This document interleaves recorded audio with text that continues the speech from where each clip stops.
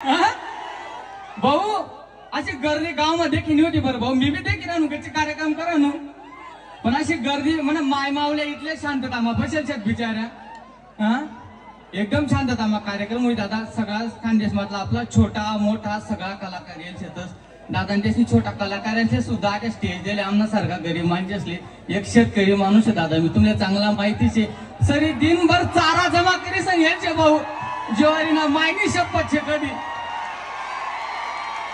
असाच नाही मोठा बनतो भाऊ.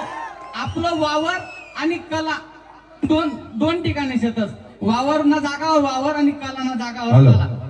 बर का भाऊ? भाऊ गरीब म्हणे 3-3 लाख ना बजेट लाई गाणं काढी ना तुम्ही. अरे भाऊ ती भगवंतानी कृपाशे मनावर भाऊनी बडा कपाशी ना पैसा नाही देणार का? आता जाऊ दे यंदा पीक उन्हा तिने मायना केली तिने भाऊ. हाऊ नान दे ना नान हाऊ बोलता बेकार आहे. हा नान मग वाद होई का चाली पण नान पुरा जो आल पाहिजे काय म्हणाय म्हणे आणि पुरा मला शेतकरी लाटे काय कोणी ऑफिस निषेध पुरा शेतकरी शेत. आता दाना भावनी कपाशी 6 माहिली की पण गाणंच काढा जाऊ दे दादा. काय म्हणणार भाऊ आपलं सूप भेटतोय कसं चाललं ना दाना. अरे तिला सूप भेटी घ्या पण आपलं दुःख मागूशी घे ना दादा.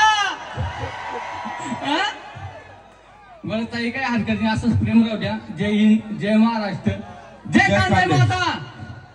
धन्यवाद अशोक भाऊ. आणि आता मंडळी तुमना समोर मी भलाय राहणो आपला